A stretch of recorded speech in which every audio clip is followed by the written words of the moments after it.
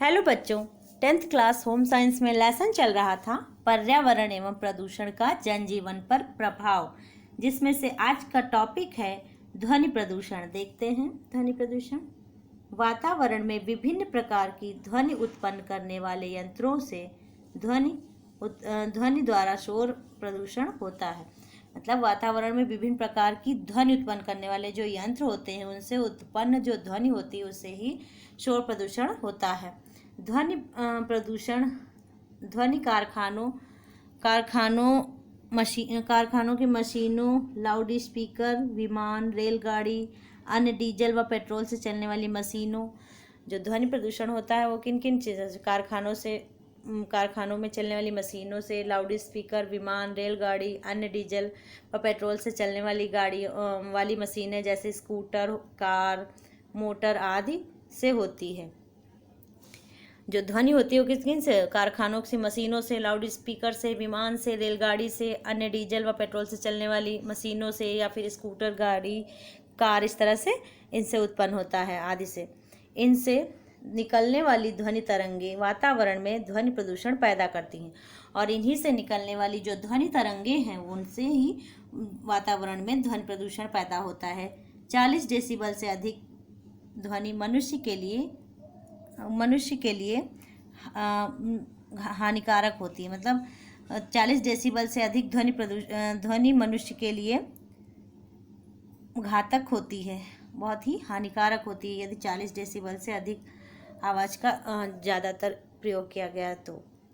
अतः वायुमंडल में उत्पन्न की गई अवांछित ध्वनि जिसका मानव तथा अन्य प्राणियों के श्रवण तंत्र एवं स्वास्थ्य पर प्रतिकूल प्रभाव पड़ता है, उसे ध्वनि प्रदूषण कहा जाता है।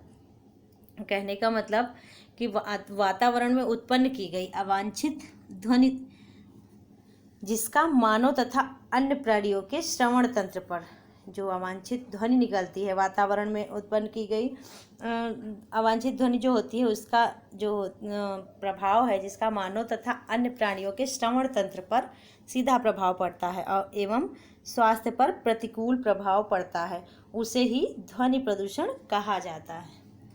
आगे हेडिंग है ध्वनि प्रदूषण के कारण। देखते हैं किन किन कारणों से ध्वनि प्रदूषण होता है। तो ध्वनि प्रदूषण के सामान्यतः 2 कारण माने गए हैं। एक तो होता है प्राकृतिक, दूसरा होता है कृत्रिम।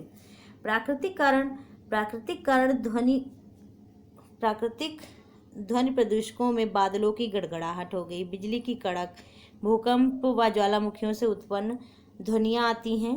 प्राकृतिक कारणों का क्षणिक प्रभाव होता है। जो प्राकृतिक कारण होते हैं उनमें से जैसे कि बिजली की गड़गड़ाहट हो गई, बादलों की गड़गड़ाहट हुई, बिजली की कड़क हो गई, या फिर भूकंप या ज्वालामुखियों से उत्पन्न जो ध्वनियाँ होती हैं इन्हें प्राकृतिक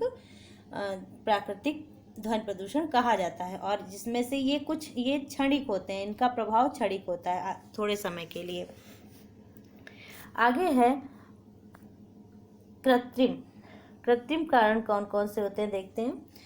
ध्वनि प्रदूषण के लिए कृत्रिम कारण प्रमुख रूप से उत्तरदायी होते हैं। जो ध्वनि प्रदूषण के लिए जो प्रमुख रूप से देखा जाए तो ये जितने भी कृत्रिम कारण होते हैं ये प्रमुख रूप से उत्तरदायी माने गए हैं, जिसमें से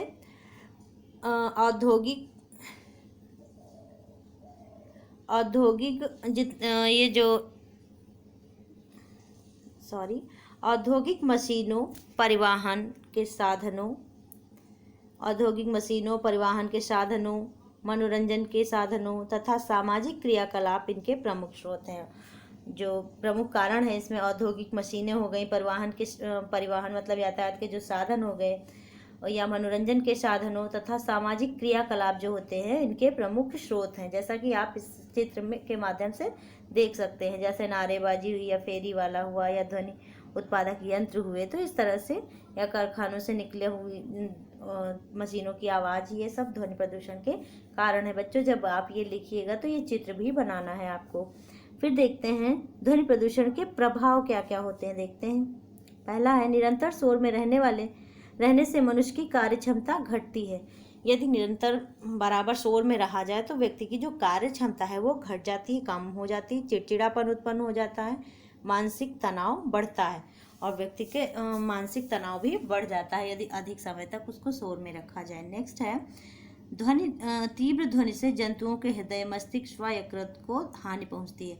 अधिक ज़्यादा तेज ध्वनि से जंतुओं के हृदय पर, मस्तिष्क व यकृत को भी हानि पहुंचती है। तीसरा है तीव्र ध्वनि से श्रवण शक्ति का ह्रास होता है, मतलब तीव्र ध्वनि से सुनने की शक्ति भी खत्म हो सकती है।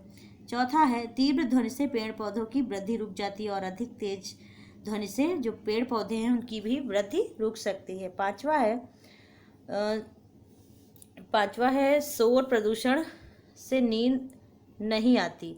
कभी कभी मनुष्य पागल भी हो जाता है। अधिक शोर के कारण व्यक्ति को कभी कभी तो नींद नहीं आती और कभी कभी तो वह व्यक्ति पागल भी हो सकता है।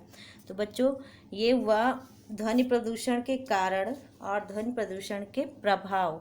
अब नेक्स्ट वीडियो में हम आपको पढ़ाएंगे शोर प्रदूषण के उपाय क्या क्या हैं, इसको किस तरह से रोका जा सकता है। Thank you.